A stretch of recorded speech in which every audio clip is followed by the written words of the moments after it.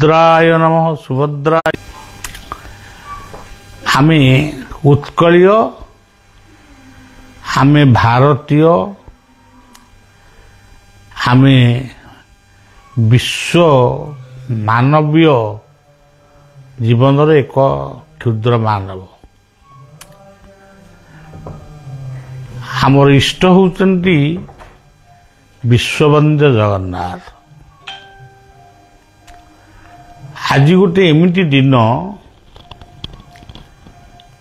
जगन्नाथ को मानव देवता बोली कहा जाए।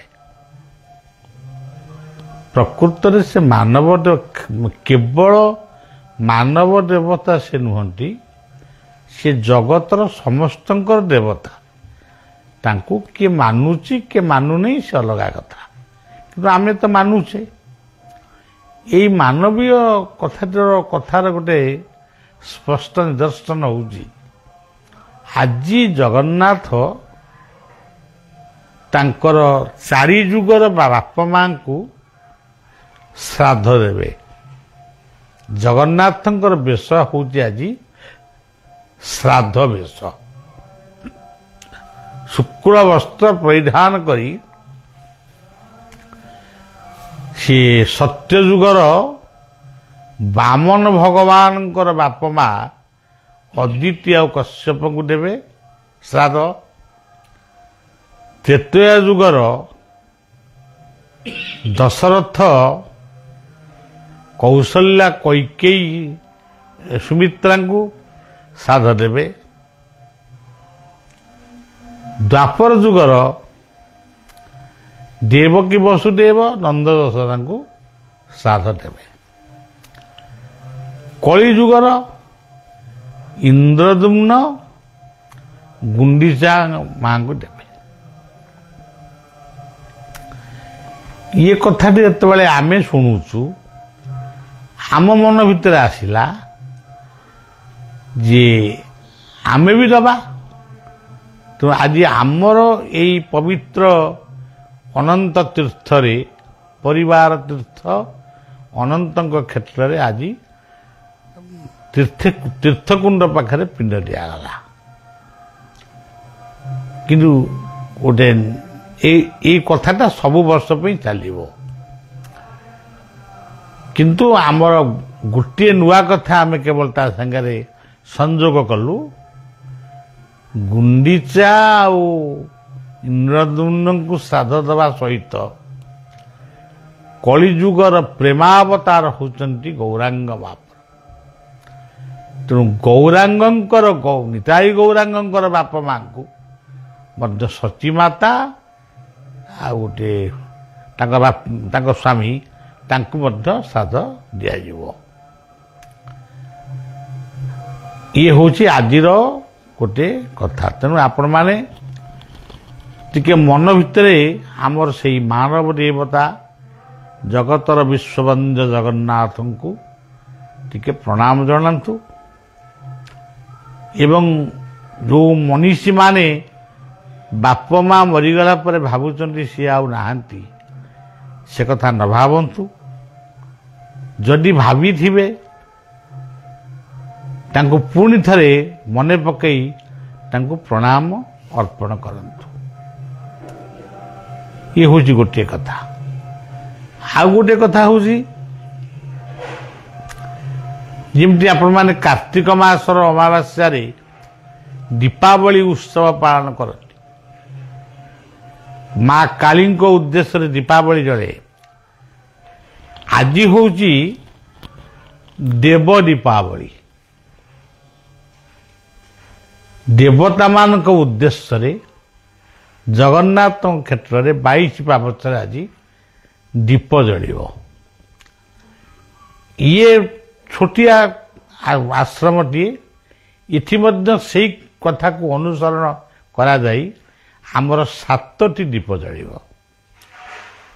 अनंतंग पाखरे गोटिए, क्षेत्रेश्वरी ज्योतिप्रभा शारदांग पाखरे गोटिए, अनंतंकर अन्य 3 द्वार पूर्व द्वार उत्तर द्वार पश्चिम द्वार 3टी एवं मोर बापा बोंकर समाधि पाखे गोटे रही ଏବଂ ରାମଚଣ୍ଡୀ ଯେଉଁ ଅଛନ୍ତି ରାମଚଣ୍ଡୀଙ୍କ ପାଖରେ ଜଳିବ।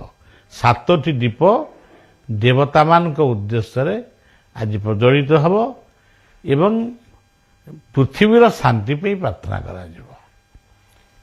ଆଜି ହେଉଛି ଏମିତି ଗୋଟେ ଦିନ। ଆଉ ଗୋଟିଏ କଥା ହେଉଛି ଆଜି ଗୋଟେ ଏମିତି ଦିନ ବାବାଜୀ ରାମଦାସ, ଯାହାଙ୍କୁ କୁହାଯାଏ ସଂକୀର୍ତ୍ତନ ମହାବୀର, ପ୍ରଚଣ୍ଡ ନାମ ପ୍ରେମୀ, ବଡ଼ ବାବାଜୀ ରାଧାରମଣ ଦେବଙ୍କର ଶିଷ୍ୟ, ମୋର ମାନସ ଗୁରୁ ବାୟା ବାବାଙ୍କର ଗୁରୁ, ଭଜ ନିତାଇ ଗୌର ରାଧେଶ୍ୟାମ ଜପ ହରେ କୃଷ୍ଣ ହରେ ରାମ ନାମର ସେ ହେଉଛନ୍ତି ପ୍ରଚାରକ। ତାଙ୍କର ଆଜି ଜନ୍ମତିଥିରେ ବାବାଜୀ ରାମଦାସଙ୍କ ପାଇଁ ମଧ୍ୟ ଉତ୍ସବ ପାଳିତ ହେଉଛି। ଏଇସବୁ କଥା ପରେ ଆଉ ଗୋଟେ କଥା ଆପଣମାନଙ୍କୁ ମନେ ପକାଇ ଦେଉଛି, ସାଇରାମଙ୍କର ସତ୍ୟ ସାଇ ତାଙ୍କର ଶତବାର୍ଷିକ ଏ ବର୍ଷ ପାଳନ ହେଉଛି। ବର୍ତ୍ତମାନ ଶତବାର୍ଷିକ ପାଳନ ବିଭିନ୍ନ ସ୍ଥାନରେ ହେଉଛି। ଆଜି ପୁଟପତିକି ପ୍ରଧାନମନ୍ତ୍ରୀ ମଧ୍ୟ ଯାଇଥିଲେ, ଆମେ ଦୂରଦର୍ଶନରେ ଦେଖିଲୁ। ତେଣୁ ଆମେ ତ ସମନ୍ୱୟୀ, ଆମ ଚିନ୍ତାଧାରା ହେଉଛି ଆମେ ସନାତନୀ ସମନ୍ୱୟୀ। ଆଜି ମଧ୍ୟ ସାଇରାମଙ୍କର ଶତବାର୍ଷିକ ଉତ୍ସବ ଉପଲକ୍ଷେ ସାଇରାମଙ୍କ ବିଗ୍ରହ ଅନନ୍ତଙ୍କ ମୂର୍ତ୍ତି ଶ୍ରୀମୂର୍ତ୍ତିଙ୍କ ପାଖରେ ରହିଛି ଏବଂ ଅଭିଷେକ ମଧ୍ୟ ହେଇଛି। ବିଶ୍ୱ ଶାନ୍ତି ପାଇଁ ପ୍ରାର୍ଥନା ଆମେ କରିଛୁ ଏବଂ ସେ ନିଶ୍ଚିତ ଭାବରେ ସେ ପ୍ରାର୍ଥନା ବିଶ୍ୱପତିଙ୍କ ପାଖରେ ପହଞ୍ଚିବ।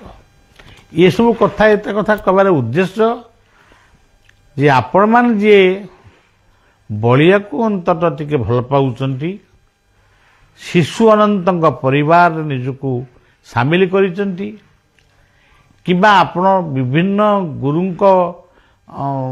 ଗୁରୁଙ୍କର ଶିଷ୍ୟ ଶିଷ୍ୟା ହେଇଥିବେ, କିନ୍ତୁ ସନାତନୀ ନିଶ୍ଚୟ, ଆପଣ ହିନ୍ଦୁ ନିଶ୍ଚୟ ହେଇଥିବେ। ତେଣୁ ଆପଣମାନେ ବି ଏତିକି ବୁଝିବା ଦରକାର ଯେ ମନ୍ନାଥ ଶ୍ରୀ ଜଗନ୍ନାଥ ମଦ୍ଗୁରୁ ଶ୍ରୀ ଜଗତଗୁରୁ ମଦାତ୍ମା ସର୍ବଭୂତାତ୍ମା ତସ୍ମୈ ଶ୍ରୀ ଗୁରବେ ନମଃ। ଆମ ପରମ୍ପରାକୁ ଆମେ ସମ୍ମାନ ଦେବା। ଏଇ ପବିତ୍ର ପରମ୍ପରାକୁ ଧ୍ୱଂସ କରିବା ପାଇଁ ଅତୀତରେ କେତେ ବର୍ବରମାନେ ଆସିଛନ୍ତି, କେତେ ଜହ୍ଲାଦମାନେ ଆସିଛନ୍ତି। ଏ ଧର୍ମକୁ ନଷ୍ଟ କରିବା ପାଇଁ ଏଭଳି ଘଟିଛି। ଜଗନ୍ନାଥଙ୍କୁ ପୋତି ଦିଆହେଇଛି, ଜଗନ୍ନାଥଙ୍କୁ ଫୋପାଡ଼ି ଦିଆହେଇଛି, ଜଗନ୍ନାଥଙ୍କୁ ନିଆଁରେ ଜାଳି ଦିଆହେଇଛି, ତଥାପି ଜଗନ୍ନାଥ ସଂସ୍କୃତି ବଞ୍ଚିଛି। ଏଭଳି ସମୟ ଆସିଛି, ଦିଲ୍ଲୀ ଠାରୁ ପୁରୀ ପର୍ଯ୍ୟନ୍ତ, ସେ ରାଜାଙ୍କର ନାଁଟି ମୋର ମନେ ପଡ଼ୁନି, ଗାଁ ଗାଁରେ ପଶି ପଶିକିରି ଆସିଲେ, ଗୋଟି ଗୋଟି କରି ଲୋକଙ୍କୁ ହାଣି ହାଣି, ମାନେ ତରବାରରେ ହାଣି ହାଣିକିରି ଆଇଲେ। ମୁଁ ବହୁତ ଦିନ ତଳେ ସେ ବହିଟି ପଢ଼ିଥିଲି। ଗୋଟିଏ ବାଳକ କେବଳ ତାର ଉତ୍ତର ରଖିଥିଲା, ସେଇ ବାଳକଟି କେବଳ ସେ ଗାଁରେ ବଞ୍ଚିଥିଲା। ଗୋଟେ ଛୋଟ ପିଲା, ବୋଲେ 15-17 ବର୍ଷର ପିଲା। ତାଙ୍କୁ ଶୋଷ ହେଉଥିଲା, ତାଙ୍କୁ ସେ ଦହି ପିଇବାକୁ ଦେଇଥିଲା। ଯେ ହିନ୍ଦୁର ଉଦାରତାକୁ ସେ ବୁଝେଇଥିଲା ଯେ ମୁଁ ଯଦି ଆପଣଙ୍କୁ ଶୋଷ ବେଳେ ପାଣି ଟୋପାଏ ଦେଇଛି, ତାହେଲେ ଏଇ ଯେଉଁ ମଣିଷମାନଙ୍କୁ ଆପଣ ହାଣୁଛନ୍ତି, ଏମାନେ ବାପା ମା କହି ମରୁଛନ୍ତି, ଭଗବାନ ଭଗବାନ କହି ମରୁଛନ୍ତି, ଆପଣଙ୍କ କାନରେ କ'ଣ ଟିକେ ସେ କଥା ବାଜୁନି? ତେଣୁ ସଜ୍ଜନ, ଆମେ ସନାତନୀ, ଆମେ ସମନ୍ୱୟୀ, ଆମେ ଉଦାରୀ, ଆମେ ପ୍ରେମ କ'ଣ ଜାଣିଛୁ,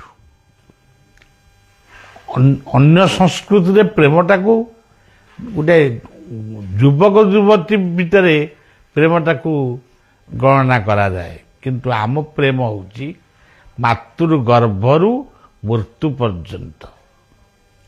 ପ୍ରତିଟି ଅବସ୍ଥାରେ ପ୍ରେମ ସବୁବେଳେ ଉଜାଗର ହେଇକରି ରହିଛି। ମାତୃଗର୍ଭରେ ଶିଶୁ ଥିଲାବେଳେ ମା ସହିତ ତାର ପ୍ରେମ ଥିଲା ଏବଂ ସିଏ ଯେତେବେଳେ ଜନ୍ମ ହେଲା ମା ସହିତ ତାର ପ୍ରେମ ଥିଲା। ତେଣୁ ପ୍ରେମ ଭଳି ଏକ ପବିତ୍ର ଶବ୍ଦକୁ ଆଜି ଅନ୍ୟମାନେ ବିକୃତ କରୁଥିବା ବେଳେ ଆମର ଏଇ ଯେଉଁ ଶ୍ରାଦ୍ଧ, ପିଣ୍ଡଦାନ, ତୁଳସୀ ପୂଜନ, ସୂର୍ଯ୍ୟ ନମସ୍କାର, ମାଣବସା, ଲକ୍ଷ୍ମୀ ପୂଜା, ବିଭିନ୍ନ ବ୍ରତ ଉପାସନା କରିବା, ଇଏ ସବୁ ହେଉଛି ଆମ ସଂସ୍କୃତିର ମାନେ ମହାନ କାର୍ଯ୍ୟ। ଏହା ବିଜ୍ଞାନ ସମ୍ମତ ମଧ୍ୟ। ତେଣୁ ସେଇ ଦୃଷ୍ଟିରୁ ଆପଣମାନେ ନିଜ ନିଜ ଘରେ ସେଇ ଆପଣଙ୍କ ଇଷ୍ଟଙ୍କୁ ସ୍ମରଣ କରି ଦୀପଟିଏ ପ୍ରଦାନ କରିବେ ଏବଂ ଶ୍ରାଦ୍ଧାଦି ବ୍ରତରେ ଏହାକୁ ପାଳନ ନିଶ୍ଚୟ କରିବେ। ଏତିକି କହି ମୋର କଥାକୁ ବିଶ୍ରାମ ଦେଉଛି। ଜୟ ଜଗନ୍ନାଥ, ଜୟ ବଳଦେବ, ଜୟ ସୁଭଦ୍ରା, ମା ସୁଭଦ୍ରା, ଜୟ ସୁଦର୍ଶନ, ଜୟ ଶିଶୁ ଅନନ୍ତ, ଜୟ ଗୁରୁ।